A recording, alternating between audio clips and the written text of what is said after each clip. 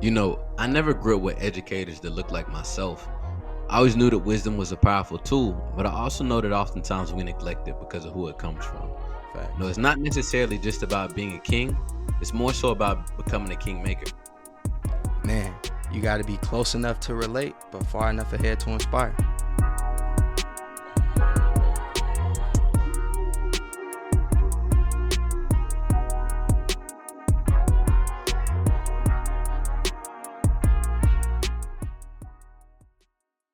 Man, brother, it's another day, another dollar, man. How you feeling? Man, you said it. You took the words out of my mouth, brother, man. I'm well though. Vibrant, man. Excited for Friday and the weekend, man, to say the least. Ready Yeah, to kick yeah. my feet back a little bit. Be present with the family, man. What you got going on? What's new with you, bro? It's like the most random thing, man. But me and my old lady just got some furniture, bro. Like we finally got some furniture in the living room. So it's like, bro, we feeling like it's a home, man. We got that major water issue. I kind of been complaining about, last couple podcasts. It's finally taken care of. We done Beautiful. had some major rain and no rain has gotten into the basement. So I'm like, Let's go. it's beautiful, man. That's a win. That's a Oh, win. a tremendous win, man. But kind of professionally, man, I've been having some opportunities kind of present themselves in terms of the creativity, creative lane. I can't even talk right now. The photography, videography lane, as Okay. well as some opportunities to do some consulting work with some previous Let's clients. go. So I'm extremely blessed and excited to see where that goes. But man, life is good, man. Life is extremely good, man. What's going on with you? I love to hear that, man. I love to hear that. Professionally, yeah, bro. Everything is well, man. Actually, getting ready to get transitioned to a new role, which will allow me to conduct more business. So business banking now.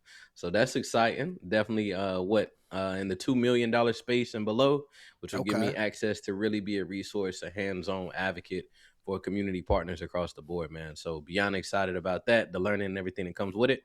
And to your point, man, in the consulting arena, we have a few engagements coming up. One in Wake County, which is Raleigh Durham area. I'm beyond Okay. ecstatic about. And then two, man, I actually have an opportunity to consult for a previous company that I work for now.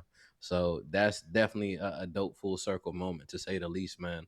Um, Only other element I would add, man, the missus wifey's grandma passed away, man, Mm. last night, and that joint definitely just was a jab.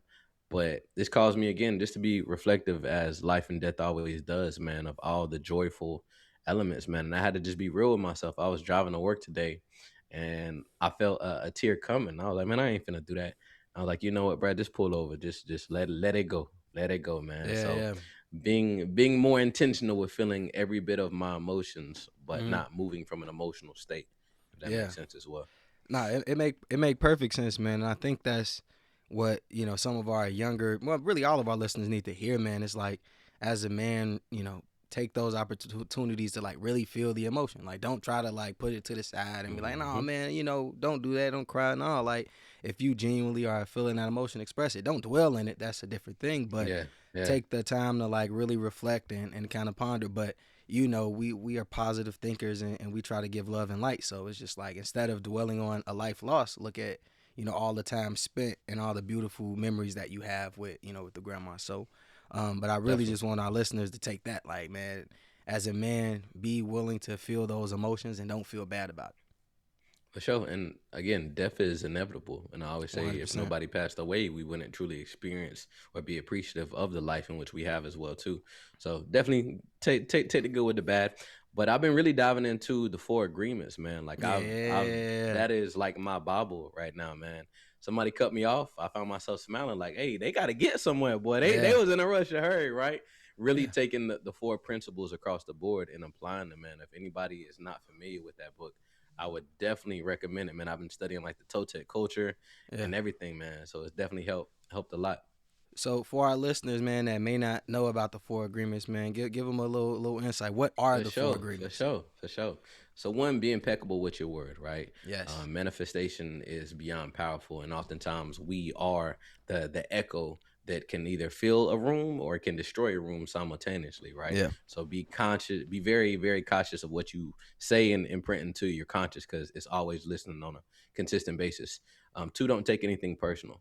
Oftentimes we think people are making actions towards us, but realistically, they're not really considering us. They're moving from their own perspective, and we just happen to be somebody who's impacted by it. But don't allow that to damper your day by any means, right?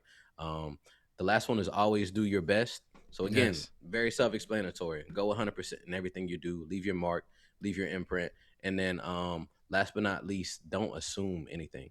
Oftentimes we get into a lot of sticky situations because we make assumptions without having Yep. clear context to it. And again, a way to save a lot of headaches and heartaches is to ask clarifying questions. So 100%. definitely 100%. four elements across the board that I'm applying to everything I do and every interaction. Yeah, man. I'm gonna answer this, but then I'm gonna ask you, man. My two favorite agreements is one, be impeccable with your word, Of course. and the second one is don't take anything personal. When I tell you that unlocked this stillness in me, where it's like, bro, Yeah. I tell people constantly my superpower is the ability to see the silver lining, and part of that is Hmm. because I'm not taking things personal. Like I don't care if a person is cursing me out.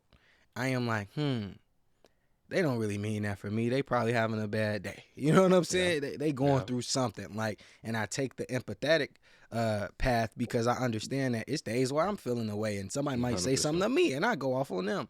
It's more rare, of an occurrence, but I understand it. And then be impeccable with your word.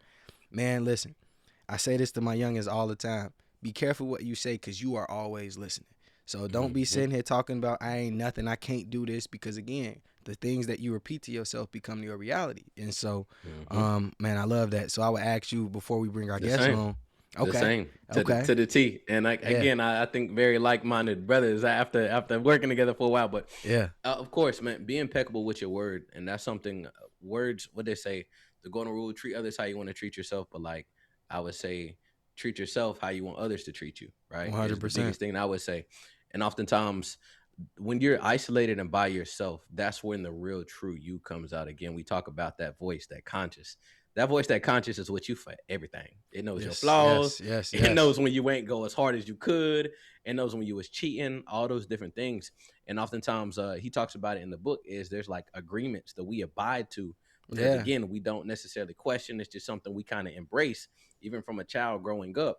These are yeah, things we were taught. Somebody said you're stupid, right? Okay, one, now I learned I don't want to be stupid. I learned I can be stupid, right? yeah, All these different compound elements, but you don't have to accept other people's agreements if you don't yeah. want to, right? And Man, as I went through the book, bro, I just replaced the word agreement with beliefs. And as I it's started to think same thing. about, you know Yeah. what I'm saying? I was like, man, like because my mom or dad said this or a teacher said that, I started to believe this about myself. And I was Mm-hmm. like, but why would I allow their perspective of me to become my reality? That don't even make sense. And so again, Mm-hmm. not taking it personal. I'm like, maybe they do think I'm dumb because I showed up late to school and I wasn't really engaged. But when I take that test, I get a good grade. So you know what I'm saying? So Mm-hmm. who's really dumb? So it was one of those things. But man, I know we got a phenomenal guest, man. I don't For want to, sure. For man, you sure. can go at it all day, man. We can go at it For all sure. day. For sure. So go ahead and introduce our guest for today. For sure. For sure, man. So our guest today is no one else but the impeccable Mr. Nelson himself, man. So as we welcome him on, man, we're gonna greet him with a question, which talks a little bit about. Yeah, gotta get that a little. So we're gonna welcome him on in the form of a question, man. So we know you have a very extensive background, right? But we'd love to talk a little bit more about your journey from Marine Corps to community leadership. It's beyond inspiring, but I'm curious to know, how did your military experience shape your approach to civic engagement and neighborhood development? Well, first, let me say thank you for having me, guys. It's a pleasure to be here and an honor. So, thank you. Uh, to roll right into the question, was I shaped into moving into community development?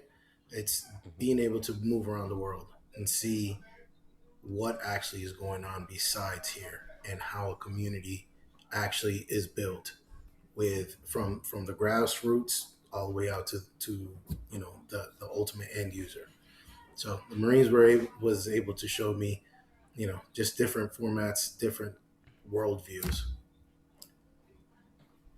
Definitely. I hear a lot of individuals who I've connected with who are Marines, who were Marines. There's just a different type of grit, right? And there's also a type of consistency where it's like you would not be denied. I have seen that in you when it comes to community development. I've seen it just all across the board. I'm curious to know, how has that played a role in you being successful with building relationships, especially with maybe different organizations? I know at one point in time you were in Parks and Rec, right, working at the Smith Rec Center, and you had that joint on lock. That Correct. was your center, to say the least. So I'm curious to know, man, how has that kind of militant approach allowed you to really engage maybe with some kids who aren't really receptive to just any and everybody? Ooh, so one of the things I like to say is, kids are easy. Kids are easy. We're all easy. We lie to ourselves a lot. I like the interaction you guys were having before, about, be careful what you say to yourself because you're always listening. Another thing that I learned in my travels is people want to be led. People say, don't tell me what to do, but they actually want you to tell them what to do. The 100%. only difference is saying it in a cocky way and then saying it in a way of, hey, I'm telling you just so that we can move in that same direction, not to dictate to you what's going on. So the rec center was easy because again, kids, they do what you let them do. They do what you let them do, and one of the things that I am super grateful in the Marines was that tenacity that was built inside me, and that is, remember the mission, the ultimate goals where you're trying to get to. So keep that in mind. Keep pushing. Man, I love what you said there because when working with youth, one of my things I always say is like sometimes I think I know what this young person needs, but the beauty is if you really are receptive and listen to that young person, they will tell you. It may not be a direct, oh, I need guidance in this area, but they'll start telling you what their pain points are if you're really listening. But like you said, many of them are looking to be led. So I'm interested in Mm-hmm. knowing that you were in the Marines, which is pretty much front line. Like you guys are the first to go in. How did that shape your leadership style?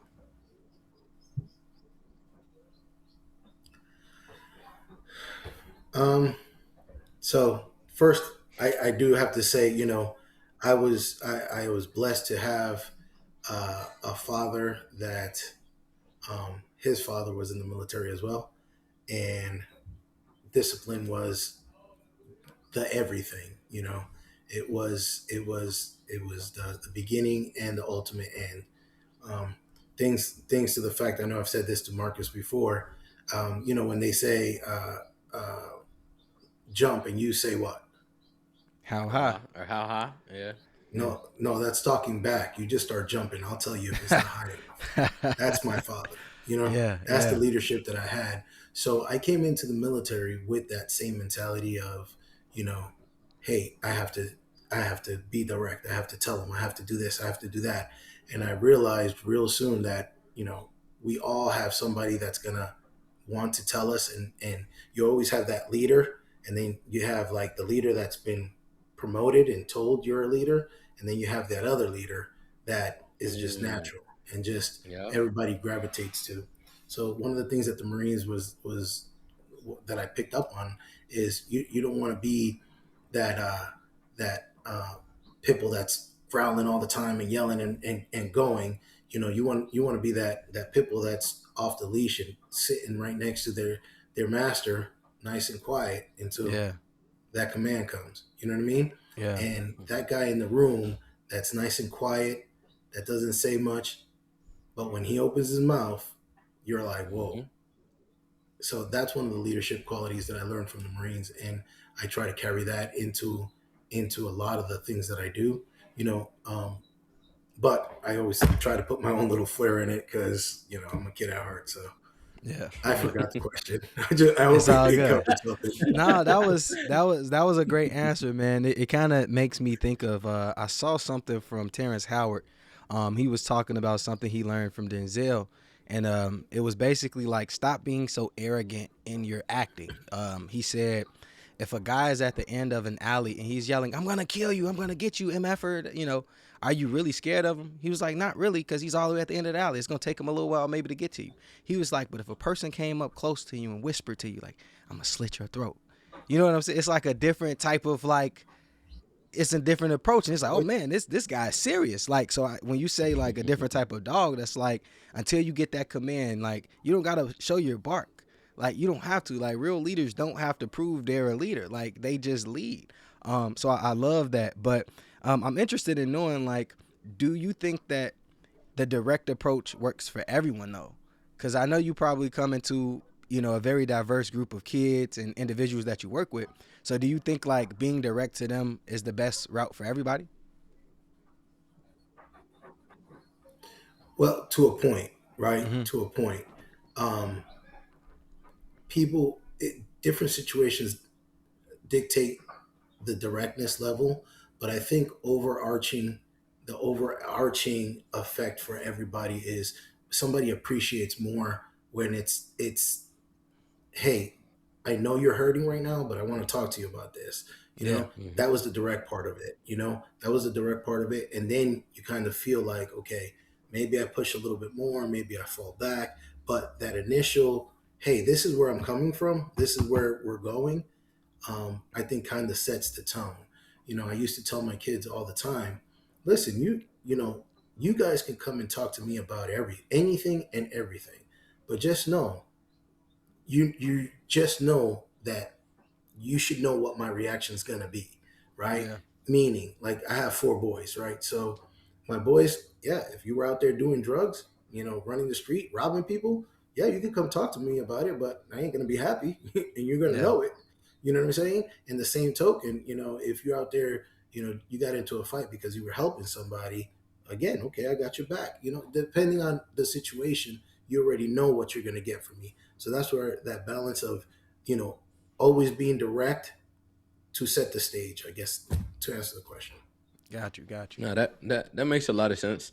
And again, I grew up working in Parks and Rec like high school, and that's really where I think I was Uncle Marcus prior to that, but actually working in Parks and Rec showed me that there were so many people that would gravitate towards you, and to your point, be comfortable being vulnerable, sharing some of those things as well too. But also to your point, they know where Mr. Marcus stand, right? You could tell me you did XYZ and we could giggle and chuckle, but at the end of the Mm-hmm. day, was that the best route to go, and having that transparent conversation. And what I found through that is, as you build that organic relationship, they get more comfortable being even more vulnerable. Now sometimes you Yeah. do have to put boundaries up in play as well too, because I don't want to hear each and everything that you Right. got going on. But the fact that they Right. feel comfortable having that conversation, the fact that they understand that, hey, regardless, I'm gonna be respectful in my delivery, right, was more than appeasing for myself. And what I Mm-hmm. also noticed is they couldn't have those same transparent, vulnerable conversations with parents oftentimes. And that's where, the rec center almost Mm-hmm. plays, I don't want to call it like secondary, like relatives, like a cousin or uncle, opposed to, having those conversations with parents as well. So nah, you definitely done a phenomenal job at that. And just your passion is one thing that I definitely took note of. But I want to dive a little bit more into the civic engagement. I know really that's a buzzword within itself, right? But I'm curious to know, how do you make sure grassroots community involvement is authentic and sustainable? Oh man, that's one of those things, like, real recognize real, and Yeah. some real don't look real. You know what I mean? Like, you Yeah. see the, you see the heart in people real fast. When Yeah. um, the magic word no. As soon as you say no, see what happens. Throw a couple Mhm. of those out there, and the real comes out real fast. So, but nah, you can't hide true compassion, true sentiments. You can't hide that. So it just Um, pops out. I want to follow up with that. What do you look for being in this space again? You've been here for a long time. You've seen a lot of different characters across the board. What are some key elements that you look for as well too? 'Cause I know you may not always be in the room for every session, every engagement.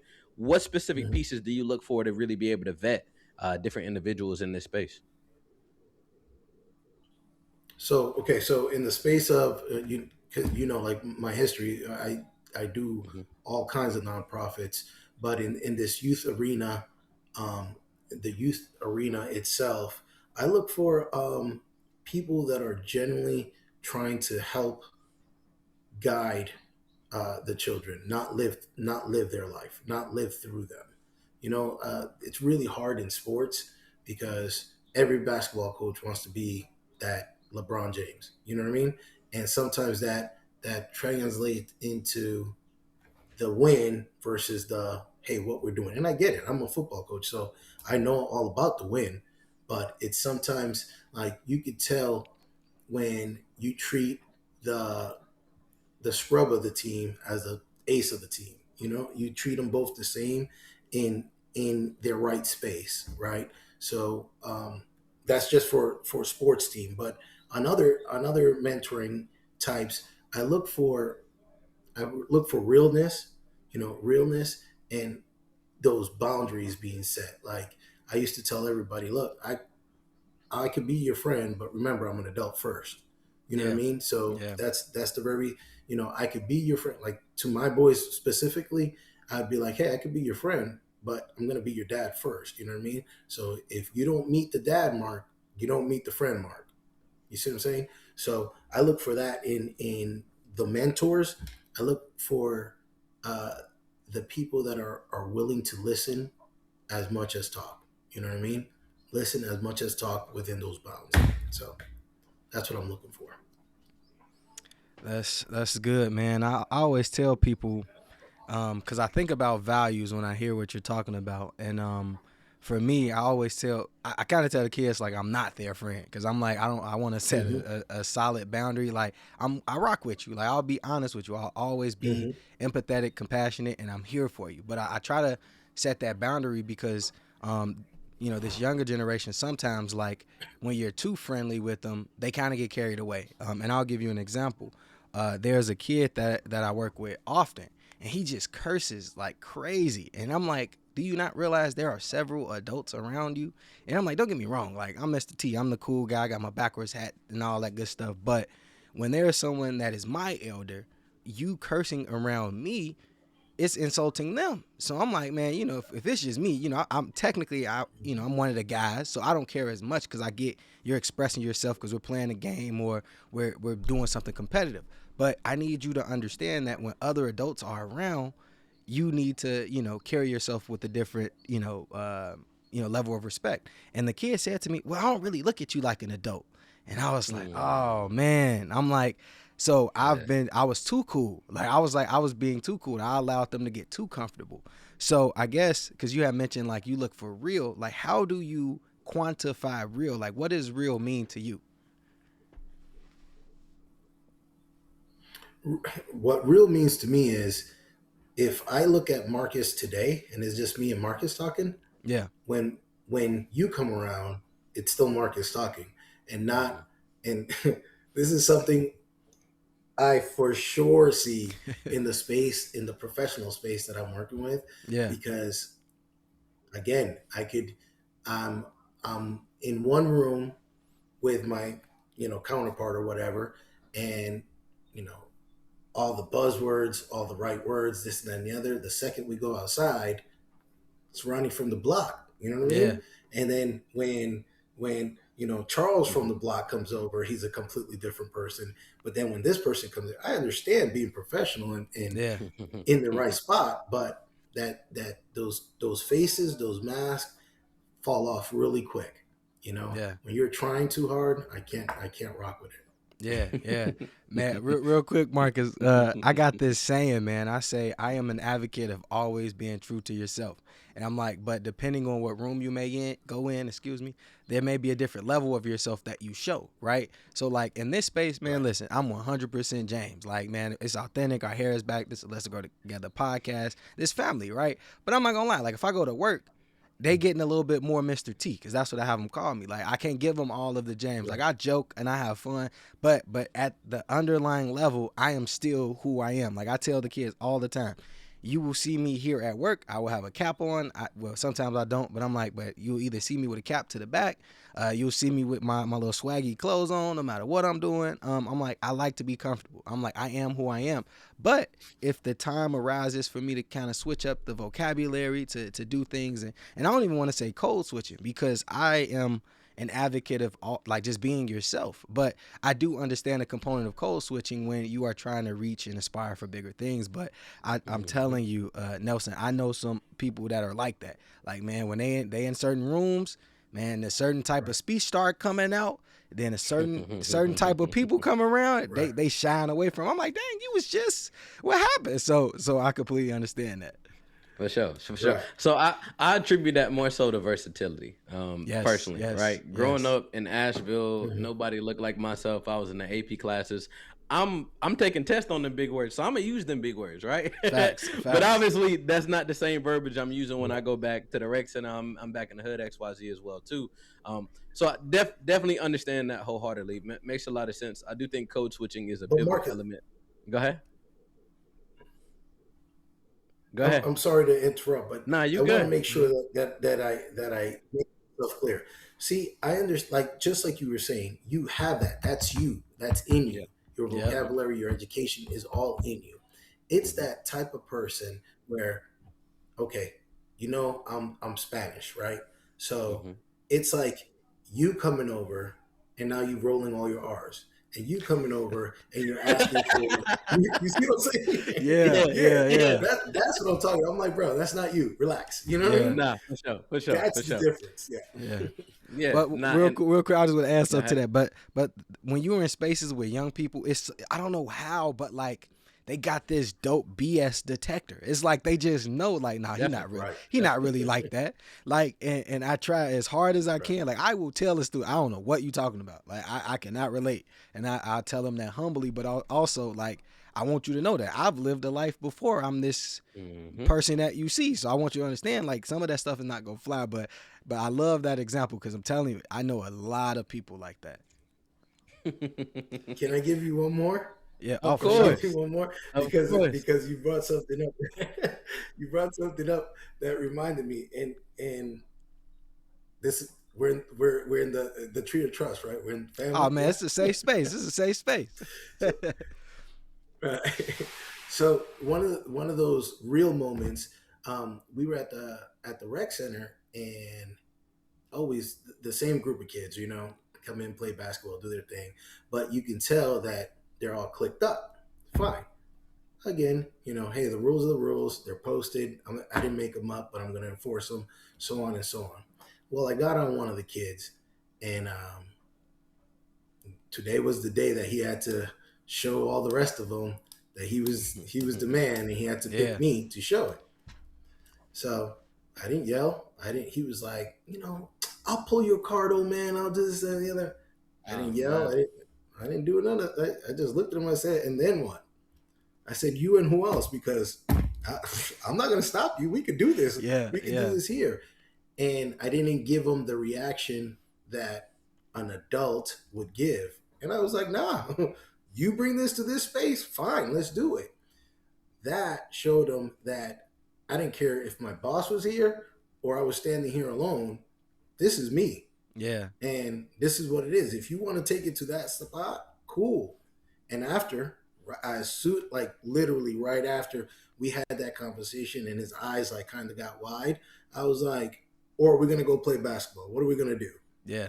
And all of a sudden it just diffused everything, but it let him know like, hey, this is me. And again, I've done that multiple times with my boss there or not my boss there. Yeah. And that's what I'm talking about. Real is the real, Yeah, you know? yeah, man. Hmm. Real quick, again, Marcus. My bad, Marcus. I keep kind of taking your shine, Nah, keep but it going, keep it going. man, it's funny because I had a similar instance, man. I'm at work, and it's this kid, man. He's just like he just keep like play fighting with girls or whatever, and I'm like, I get it. You might like the girl or whatever, and so I come up like, hey, man, look, I fight, I fight kids. I say straight up, I'm like, I know y'all seen that meme where it was like, how many middle schoolers can you knock out? I'm like, I got 100. What's up? I just joke with him. And so he was like, what? You want to fight me, Mr. T? I was like, what's up? So he was like, and he was like, oh man, he was like, you gonna fight? I'm like, nah, I ain't gonna fight you, man. I was just joking, but stop hitting the girl. He's like, oh, you don't fight kids? I was like, no, I don't even fight. He's like, what you got? One of them switches like the the YNs? I was like, no, I ain't got no switch. He's like, oh, I know you got Jesus. I was like, oh, I definitely got Jesus with me. You know what I'm saying? But he was like, but it was one of those things where like he's one of the like kids that when he comes into the space, like a lot of people are like turning their head and like cause he's getting in trouble for some dumb stuff, man. Smoking in the bathroom, always doing little stuff, saying things, having outbursts. But like it was funny because from that day, literally from that day, he had a different level of respect for me because he saw that I wasn't going to allow him to push me, like he does some of the other people. And so literally every time that he sees me, it's what's up, Mr. T? Like what's going on? Like every time. And a lot of people don't get that same level of respect from him. But it was one of those things where it's like he didn't say he was gonna pull my card or nothing like that. I just kind of came up to him telling him I, fight, middle schoolers. But but it was definitely, it was definitely interesting. And they know it's all love. They know for a fact I'm not gonna, do any of that. But it was just like you said, that real, that authentic level of respect that you can have when you see someone's not backing down. Hmm. And I think y'all both said it. I think ultimately it boils down to respect. There's been so many situations where kids don't like being called out in front of their peers. They One have hundred be percent. to your point. They gonna poke their chest. They gonna swell up. They gonna code switch real quick, right? Because they don't want to be embarrassed. They don't want to be isolated. But as soon as everybody else leaves, that same energy is all out the window. And we've Yep. seen that time and time again across the board. But ultimately, it just boils down to respect. So every time I'm even in a room, especially with a new group, my first rule, my first law is I will never disrespect you. I ask that you do not disrespect me, and we're gonna be best friends, right? Cool. We got a mutual understanding. Everybody say yeah, and now we can rock and roll. And I'm quick when I'm not really fond of people over talking in the background while we're doing something, especially if we're trying to be productive. That's probably one of my biggest pet peeves, and I'm quick to be like, "Hey, come here real quick. You good?"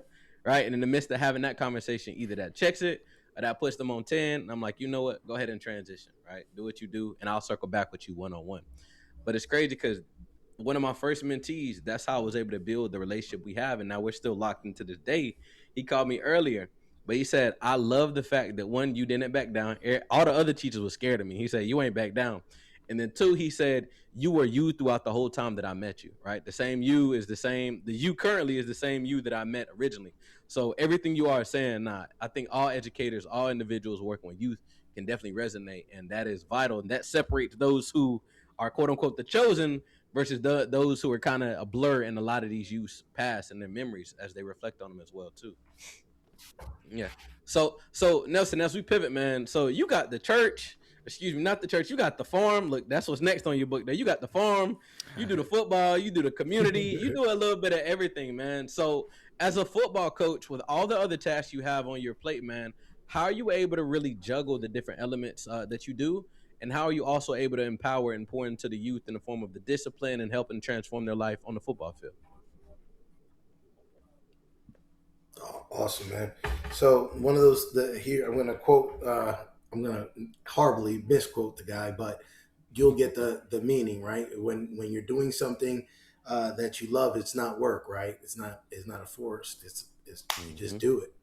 And football is one of those things that I love. Mentoring is one of those things that I love, and uh, seeing those kids in the space that they want to be in is beautiful, man. They want to be there. They want to learn everything. They want to have a good time. So imparting stuff into to the boys on the football field is easy. It's like being part of the team. You go in there like you said earlier. You're a big unk. I heard that so many times. You know, uh, coach, all that stuff. And plus, I like to talk straight cash junk to them. And that's they they love that stuff. So yeah, having four boys personally helped, and having them young helped. So I could relate to the boys on the team pretty well. Yeah. Football taught me so many life lessons when I reflect on it, man. From it's just dirt, get back up, right? Or hey, look, think about Right. the next rep. Man, I've torn my ACL, dislocated my knee, tore my quad, and literally endurance was my theme across the board. But there's nothing like getting hit dead in the mouth and then just stepping right back up and getting lined up for the next play, man. I think football is the epitome of life. It's a microcosm within itself. Um, Oftentimes life doesn't go the way you want it to. You might take an L, you might drop a ball, right? But what does the next play look like? And it was coaches like yourself who played such a pivotal role. I could say football was the only arena where I didn't mind getting cussed out, getting spazzed on, and it just motivated me. Right? If my Mm. homeboy, if I was in school or any of that Right. stuff happened, my Right. parent just spazzed on me. I was not feeling it. But a coach did it. It put a battery in my back, man. So I think those coaches, individuals who are in seats similar to yourself, play such a huge role. And for you to be able to do it in the way in which you do it, is phenomenal, man. But I know every single player you work with may not be receptive to your style as well too. So I want to hear maybe how you get through to some of those that may be a little bit more thicker skin, or maybe you all repelled each other in the beginning. Sure. So okay. To let's play set the guiding stone here. So my coaching philosophy, my coaching style, is derived from the Marine mentality. You know what I mean? So in my personal life, I use the Marine Corps, the mission of a Marine Corps rifle squad, um, to get me through things. And it's simple. It's a real simple one. You know, we're crayon eaters and we like to hit stuff. So it's locate, close with, and destroy the enemy by fire, maneuver, or fire or close combat. That's the mission of the Marine Corps Rifle Squad. So everything I look at, it's I'm closing the distance. I'm going to overtake it, and I'm going to complete the mission. You know what I mean? And one of the things that we learned in the Marines is a concept of front sight focus, right? Front sight focus, there's many ways that you could um, interpret that. So, you know, the front sight of your rifle, right? It's a little point. If you look at that little point and worry about that little point, everything behind it, it's a blur. You'll hit your target every time, right? So one of the things that it's actually a logo that I have. It's called the L7. It's called the L7 model, which is, you know, it comes from, again, the Marines. L7, stay in your box, live in your box. Your first 3 meters, that's all you have to worry about. You take care of that first 3 meters, and then the next 3 meters will come. The next 3 meters will come. So that's where you live, the space that you live in, and then the attitude that you have is, it's a triangle, and it's the attitude, the focus, and your effort, right? So your attitude will determine your focus, and your focus will determine your effort, right? So I'm going all the way around to say, if I use that mentality with all my kids and I express that to them, they will, one, either weed themselves out or lean in, right? Because again, it's never about me, it's about you. It's like, okay, safety, you know, your safety. Bro, you're here. I'm not making you be here. You want to be here or you don't want to be here? I want to be here. Well, you want to be good or not good? I want to be good. Well, freaking live in your daggone box. You know, what's your attitude like? What's your focus like? What's your effort like? Okay, none of that has to do with me. So again, do you want to be better? Sure, I could teach you. You wear a helmet, I wear a hat. Either listen to me or no. You know what I mean? And when I come with it with that attitude, it's like, whoever wants to listen to me stays around. Whoever doesn't, I'm just that jerk that yells a lot and whatever. He spaces out.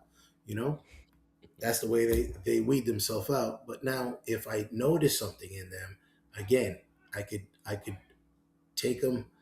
You know that saying, you could lead a horse to water, but you can't make them drink, but you can make them drown. That is real. That is real. That I ain't is real. never heard that in all my years, but that is funny. But it's real. It's real though. It Cause makes cause sense. cause let's say you do lead the horse to the water, but they not prepared. They didn't take all of the lessons on this walk when we got to the river. When you get in that river, you gonna drown because you didn't prepare yourself. Right? Um that's Oh, something we're that I going through the river. oh yeah, we going. Yeah, we going. Cause hey, everything We're we want going is on through the the other river. side. Yeah, yeah, everything we want on the other side. So man, that's one thing that I love about sports. Like no matter what sport it is, it's like it is an honest game. You know what I mean? For the most part, right?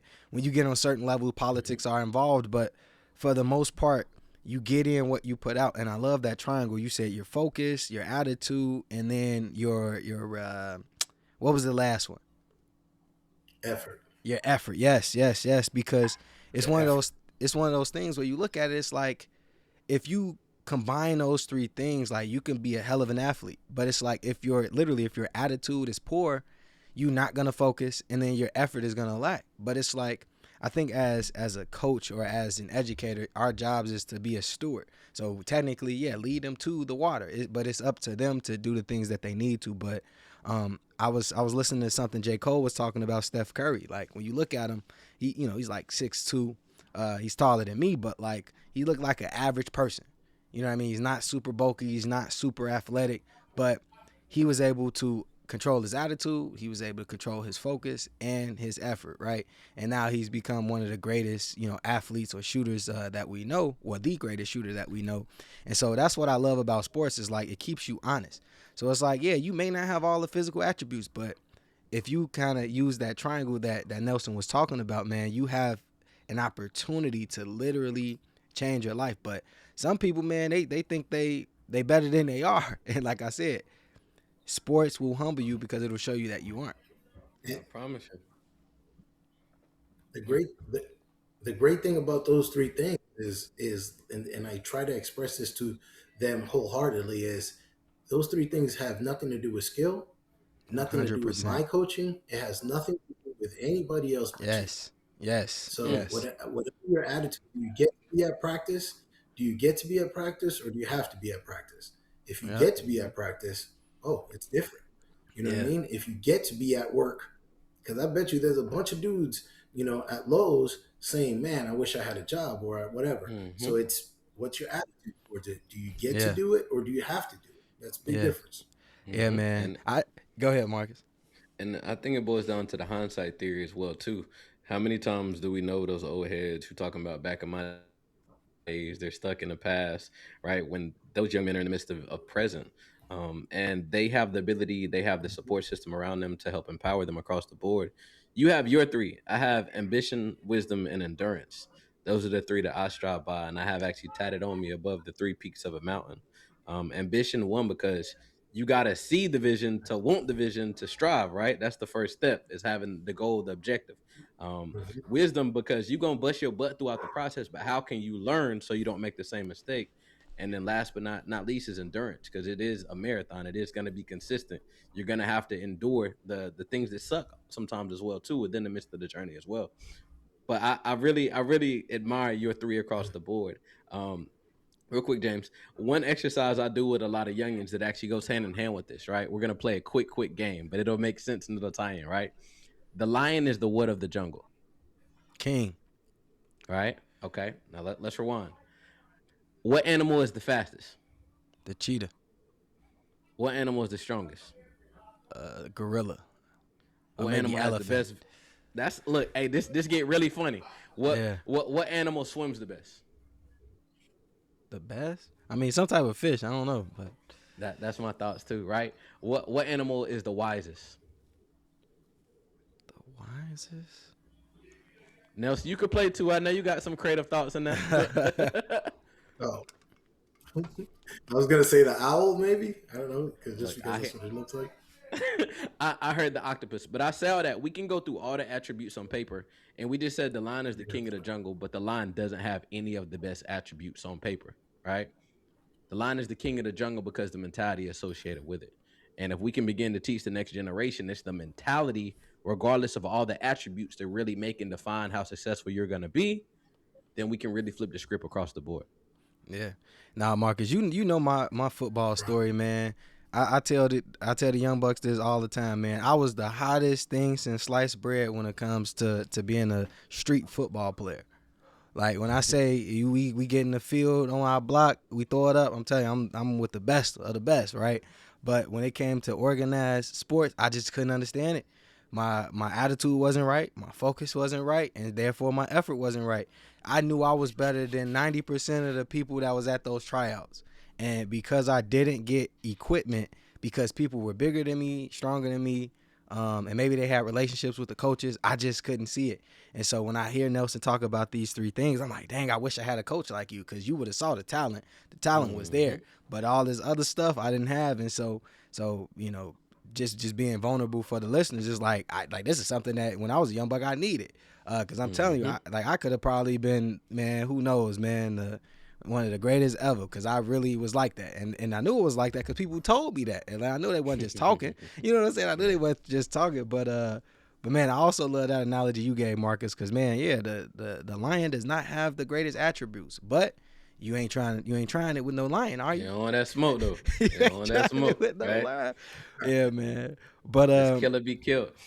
I, 100%. I wanna. I got one more question for Nelson because we didn't really dive into this element, man. I know Yeah. we've been chatting for a while. Decompression is vital, right? Especially for individuals who wear a lot of different hats, right? One that I know from you just personally is the farm. I would love for you to kind of unpeel that layer a little bit, man. How you got into that, kind of give us a little bit more insight about the farm and what it does for you and your serenity. Sure, that's a great question. So, again, my life is a movie, man. God has played a huge part in it, and he's the director. He's the guiding light. Honestly, how I got into the farm, I'm from New York City. I'm from Queens, Jamaica, Queens, New York City. Uh, the most green I see is one tree passing by. Uh, on the way to on the bus on the way to the subway. You know what I mean? So um, one day the wife and I were sitting at the house and we were bored and we said, "Hey, let's look on Zillow. Let's see what's out there." And we got in the car and drove. We met a real estate agent, found the house, really liked, and she said, "No, this is not for you, man. This is uh, this is not for you." And I looked at my wife and I said, how many real estate agents tell you no, this is not for you? Yeah, So I definitely. kind of fell back and I was like, all right, cool, whatever. Again, we weren't looking for a house. We were just bored at the house. Yeah. We got all the way back to the house and got a phone call. And she says, I found the house for you. And I said, okay. She's like, I want you to look at it. We took a look at it.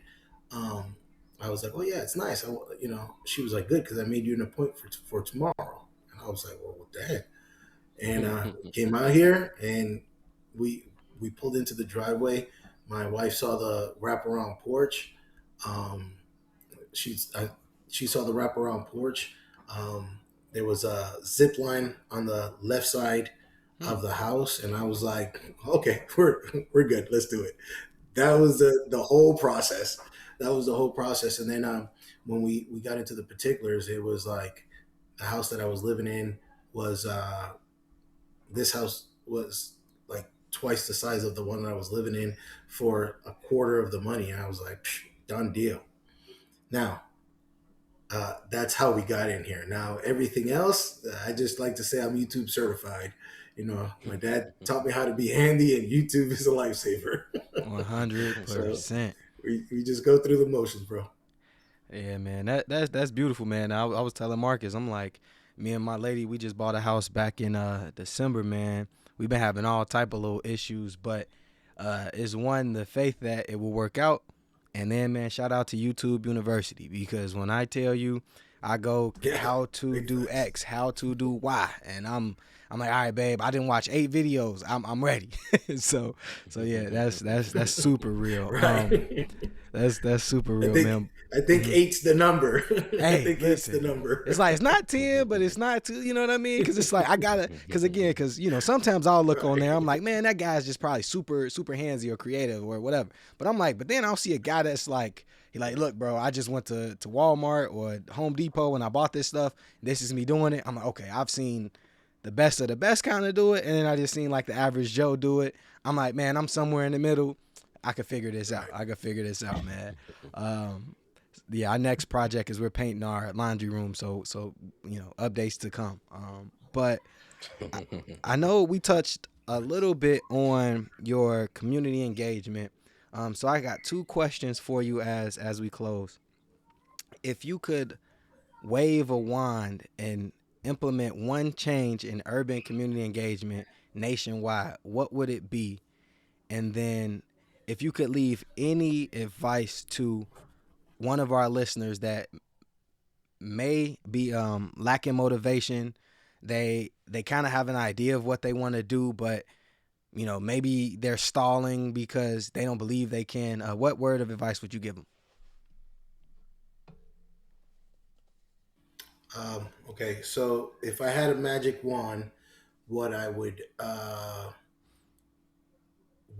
change throughout the whole gambit is the youth engagement, not the youth period, not like um, under 18. I'm talking about the young adults, right? Okay. Because from my space in working in local government, we are very limited on how we spend money Mm-hmm. and how we make plans for the future. um, we have to engage the community. And in those spaces, what we usually get is the senior population, and the wheels of government work move slow. So what usually happens is, we'll have a huge engagement by the senior population to make the decisions of what's coming in the future, and then the younger generation, by the time the plan comes into fruition, the younger generation is like, why did you guys do that? Why did you build that? So there's a lot of, two steps forward, five steps back, two steps forward, five Hmm. steps back going on in local government. Yeah. So piece of advice I would give to somebody that's hesitant and uh, slow on moving is just that, just move. I had the best advice given to me by by a homeboy's girlfriend when we were in high school. Yeah. Yeah. her dad Yeah. her dad was you know my homeboy was not the best guy. He was more the you're the girl for right now type guy. Yeah. And again, real recognize real. The father was like, "Oh no, clown! I know exactly who you are." So he didn't like him at all. But Mr. Gary was cool with me, and he would always tell me, "Don't be a degenerate like that guy. Don't be a degenerate like that guy." And so, that's my homeboy. You ain't gonna keep talking about my homeboy like that. Yeah. Like, Yeah. why you so special? You just a nurse. He grabbed me and in like the most old timer way, put his hand on my shoulder and he says, "Son, I've forgotten more than you have learned yet."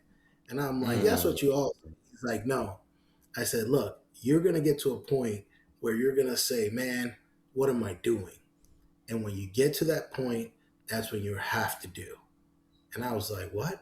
He was like, "You're gonna get to a point where you're gonna say, 'What am I doing?'" And I said, "Okay." And he said, "In that point, you have to do." And I said, "Okay, explain." He was like, "I've been on my third." He's like, "I'm on my third occupation, not job, career." And I'm like, "Why?" And he's like, "Because I haven't found the right thing." And I'm like, "Okay, you haven't found the right thing. Don't you feel like you're wasting time?" He's like, "No, I'm gaining knowledge. I know the stuff that I don't like, and I know what I accept, and I know what I don't accept. You'll never Mm. gain that experience if you don't do." Yeah. So my advice is do. Just do. Don't spin your wheels. Do. You know what I mean? You do it and you go, "Oh man, this didn't work. I didn't like it." Then you already know, okay, I can slide the Richter a little bit more this way, knowing that everything behind it is not, I don't have to waste my time anymore on that. You know what I mean? That's So For good. sure. do. That's good. All right, man. As we close, Mr. Nelson, man, if people wanted to tap in with you, see more of your work, understand, maybe even potentially work with you, how can they get in contact with you? Well, you could always email me at Rage Football. That's ragefootball56 at gmail.com. And, always get in touch with Marcus. Marcus will always know where I'm at. And, you know, Marcus, when I tell you, just do, I even, I'm going to give myself a little plug because I even tried writing a book, and I'm a Mm-hmm. published author now of a Yeah. little book that you guys were talking about of, emotional intelligence and how to deal with things. So yeah, just, reach out to me in all the social medias. Got you. So what are your social medias, just so they can tap in with you? Rage Football 56 Got on you. everything. Gotcha. I think we lost Marcus. He said his computer was dying, so we might have lost him. But man, Nelson, we appreciate you coming through the podcast, sharing your wisdom, man. It was really insightful. Man, I know our listeners got tremendous value, but again, we appreciate you, and yeah, man. Let's grow together, family. It has been another beautiful episode with our guest Nelson. Man, we'll see you next week. Peace out.